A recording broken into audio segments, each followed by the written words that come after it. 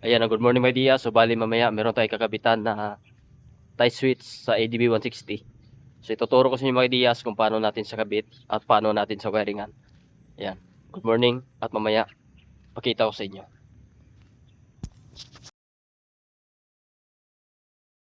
So ito na mga dias, minaringan na natin, sinila natin na step by step. Pero sabihin ko lang sa inyo yung kanyang connection sa mga wires. So bali dito, ang wire dito sa kanyang sa brake light. Ayan. Para mag-push start tayo, kailangan tong pigain yung ating sa brake. So meron yung apat na wire. Dinugtungan natin yan. Itong apat na wire. Yan. Dalawang black. Ito yung series wire. At ito yung ganyang connection. Yan. Black na may lining na blue. Dalawa rin. Bali apat na wire. Yan. At sa ating wire ng ating sa high beam, dito natin connect. Bali high beam lang at wala nang low beam dito sa kanya, sa switch sa stock nya. So bali dito natin connect. Yung gray na may lining na blue, kinonect natin sa yellow. Yan. Pagkatapos itong green, ayan, ang wire ng green sa socket, stock socket nya, ang green, kinonect natin dito sa supply ng ilaw ng switch natin sa tie switch. Yung green, kinonect natin dito sa dark green ng tie switch at blue na may lining na black. Dito natin connect yung kulay green. Yan. Bali, negative trigger yung sa ilaw ng sa ADB. Ayan. Hindi sa katulad ng sa carb type na easy or accessories wire yung kanyang supply. So bali dito, bali parang on off lang siya. So itong green, connect natin dito. Sa blue na may lining na black at dark green sa tie switch. Pagkatapos, itong gray na may lining na blue, kumbaga ito lang yung kanyang sa on and off. Parang high niya. So, gray na may lining na blue, connect natin sa yellow wire. Yan. Pagkatapos sa ating busina, kulay ng kanyang busina sa stock na dati niya na wire, brown, kinonect natin dito sa black, kulay black ng tie switch. Yan. Ito yung positive trigger sa busina ng EDB 160. Brown, connect natin sa black. Ayan. Bali yung black dito, separate yan. So hindi yan sila magka-connect. So bali ito yung sa switch ng ilaw dito sa tie switch. Yung black, ito yung kanyang ground at positive ito. Itong kulay red. Ayan. Pagkatapos dito sa light green, ito yung sa kapares ng sa busina.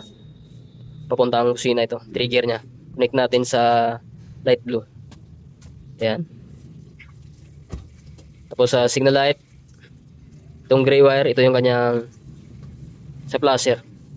Connection sa flasher ito. Connect natin sa brown na may lining na black. Yan, orange at light blue. Ito sa kanyang signal left and right. Ang orange connect natin sa brown ng tie switch. Tapos ang light blue kinonect natin sa light green. Yan. Bali ito yung sa green, ito yung sa low ng tie switch, hindi na natin connect to. Condemn na natin to. I-cut na natin. Yan. So ito yung kanyang wiring diagram kung paano sa wiringan sa EDB 160. Organize natin yung kanyang wires at kabit na natin. At dito naman tayo mga idea sa kanyang right switch, sa kanyang starter. So itong sa kanyang hazard dito, bali condemn na yan mamaya. Tanggalin natin yung tatlong wire. So dito na yung hazard natin sa left switch. Yan. Yan yung kanyang mga wires. So bali tanggalin natin yung orange at sky blue or light blue. Yan yung sa signal left at right para mag-hazard. Pagkatapos may ideas, tanggalin natin yung isang wire dito para sa kanyang flasher. Nakakonect yan sa flasher yung kulay gray. Tanggalin na rin natin ito. Dahil yung hazard natin, nakakonect yan doon sa kabilang switch, sa left switch nya. So, i-cut na natin to or tanggalin natin. So, ito na yung gagamitin natin ng mga wires. Ayan. Sasabihin ko sa inyo yung kanyang function nito. Itong mga wires. Itong pink at black na may lining na white, ito yung sa ating starter. Ayan. Starter natin ito. So, dito yan. Yung ating starter. Pagkatapos may dias, condemn na yan. Hindi na yan gagamitin. Yung sa hazard. So yung green na may lining na black at black na may lining na green. So ito yung sa ating auto, off at on. Ayan, connect natin yan mamaya. Itong dalawang black, ito yung sa ating brake light. So positive trigger yan. So ito nakakonek yan dito sa ating front brake. Ayan. So yan yung ating wiring dito sa right switch. Ayan, tinanggalan natin ito yung sa kanyang signal light para mag-hazard. So wiringan na natin mga ideas. So bali ito na may ideas na wiringan na natin dito sa kanyang right switch. So pinag-connect na natin yung kanyang mga wires. Sasabihin ko sa inyo yung dito sa starter. Sa starter natin yung pink at black na may lining na white, kinonect yan natin sa black at blue na may lining na white sa tie switch. Ayan, kinonect natin. So bali dito, ito yung ginawa natin sa ating mini driving light para sa kanyang low at high. So ayun yung kanyang mini driving light. So ang wire dito, itong brown, solid blue at blue na may lining na black. So blue na may lining na black, gawin natin sa high na mini driving. So nakukonek ito dati sa left switch niya, pero hindi na natin connect sa kabila. So itong solid blue, ito yung connect natin mamaya sa accessories wire sa black. At yung brown, ito yung gawin nating low. Ito yung kanyang high, blue na may lining na black. So connect natin ito mamaya sa accessories wire. So hanap lang kayo ng accessories wire, either dito sa kanyang brake light switch. Yan, meron niyang positive dyan. So ito, isa dyan sa kanila ay may positive accessories wire. Yan. So connect natin itong solid blue. At itong red wire naman kay Diaz ay ito yung positive. Ayan, connect ito sa dito sa ating ilaw dito sa ating switch. Ayan. Ito yung gawin nating on off switch na mamaya para mapatay yung ilaw dito sa ating switch. Itong dalawang sky blue my Diaz, ito yung gawin natin sa kanyang on off sa ilaw ng kanyang switch. So connect natin yung mamaya sa negative. So hanap lang tayo ng negative. Tapos isang pa niya papunta sa black wire. Ayan. So itong solid blue, yan, connect natin yan sa accessories wire. Inulit-ulit ko my Diaz para matandaan nyo. So dito naman sa ating auto off at on, ito. So ang wire dyan ay dito sa ating tie switch. Ang kulay ng wire dito ay dalawang yellow wire. So itong dalawang yellow wire, nakakunik ito sa green na may lining na black at black may lining na green. So ito yung sa ilaw natin. Yan. At itong may Diaz, itong black na to ay ground pa rin ito. So ikakat na lang natin yan mamaya. Ayan, so bali dito may Diaz, nakatapos na nating ma-wiringan. So organize natin ito kanya mga wires. Ayan. So lagyan natin ng sinkable tube at electrical tape natin para hindi mapasukan ng tubig. So ayan yung dalawang yellow wire. So sa dalawang sky blue, ayan yung sa ating on and off. Connect natin sa black wire sa ground wire. Ayan. So bali dito may Diaz, organize natin ito kanya mga wires. So para matest na natin. Ayan. Gawa natin ulit ng tutorial ito na pakita ko sa inyo. Kasi dito sa kabilang switch na natin na wiringan at naturo sa inyo yung connection. So ganun lang importante, hindi na kayo gagamit ng relay. Sound click lang kayo gamit ng relay. Ayan. So bali ito yung positive at negative sa ilaw. Ayan, kukunik yan sa black wire niya sa ground. Ayan.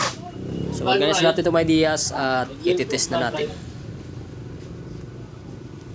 Bali ito na may Diaz, natapos nating installan itong EDB160 ng tie switch. Ayan. Ito sa kanyang left at kanyang right. Start natin. So nakita nyo na kanina kung paano natin sa wiringan. So start natin. Siliman natin dito. Tapos start. Press natin dito. Ayan. Ito yung switch ng ating sa mini driving light. Dito natin lagay. Sa mga ED160, click, huwag nyong i-off ang inyong side light. Kasi masisira yan. So negative trigger, yung sa ano ng low and high. So dalawa lang yung wire sa stock nya. So kaya huwag nyong i-off ang inyong ilaw. Yan. Masisira yan. So, dito yung sa ating mini driving light. Ito na ginawa natin sa kanyang low and high. Yan. Ilaw na. Pag i-high natin, yan. High. Yung ating ilaw. At ito naman mga Diaz, yung ilaw ng ating dito sa switch natin, yung ilaw ito. Yan. On natin. Yan. On. Yan. May ilaw. Off. On. May ilaw ito. Yan. Hindi lang kanong kita. At pagkatapos, ito yung sa ating auto off at on. Yan. Yung sa stock na dati, dito natin connect. Ganoon pa rin. Tapos ito yung hazard. Yan, hazard. Hazard. Signal left. Yan, left. Signal right. Yan, signal right.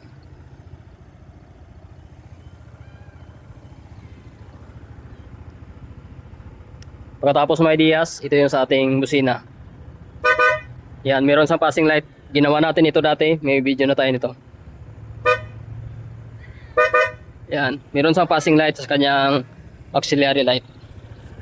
Pagkatapos, pag i-switch natin sa stock horn, ito yung kanyang switch. Yan. Ito ang loud horn. With passing light. Yan. Ito yung ating passing. Yan, meron passing. Sa ating headlight. Passing light. Yan. Passing light. Pause. Low. High. Low. High. Yan. Low, high. Passing. Horn. So ganito lang may ideas kung paano ma-install dito sa EDB 160. Yan. Hanggang dito lang ating video about dito. Peace out.